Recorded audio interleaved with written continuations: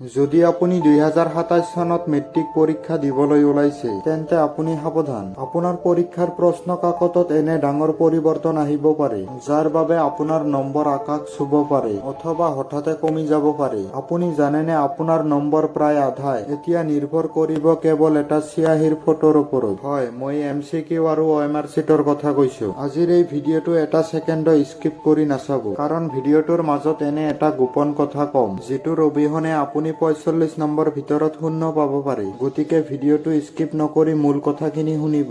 2027 চনৰ মেট্ৰিকত আপোনাৰ প্ৰতিটো মূল বিষয়ত প্ৰায় 45 নম্বৰৰ কেৱল MCQ থাকিব। বহুত ষ্টুডেণ্টে ভাবে যে MCQ টিক মাৰ্ক দিয়াটো বহুত সহজ, কিন্তু মনত ৰাখিব ইয়াত মিডিল গ্ৰাউণ্ড নাই। হয় আপুনি সম্পূৰ্ণ 1 নম্বৰ পাব, নহলে শূন্য। ইয়াত আধা নম্বৰ দিয়া কোনো নিয়ম নাই। গতিকে আপোনাৰ পঢ়াৰ পদ্ধতি এতিয়াই সলনি কৰিব লাগিব।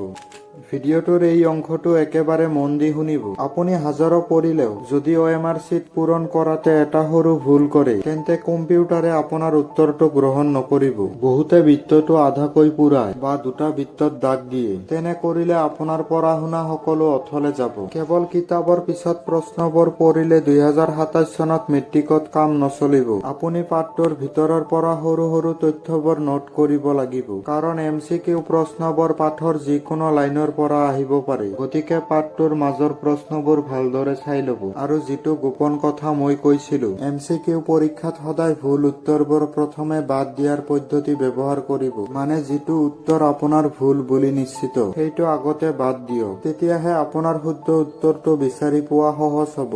আশা কৰো আজিৰ এই খবৰটো আপোনালোকক সহায় কৰিব। 2027ৰ বাবে আপুনি কিমান সাজু কমেন্টত জনাব। ভিডিঅ'টো যদি আপোনাৰ সহায় হৈছে তেনেহলে লাইক, শ্বেয়াৰ আৰু সাবস্ক্ৰাইব কৰিব নাপাহৰিব।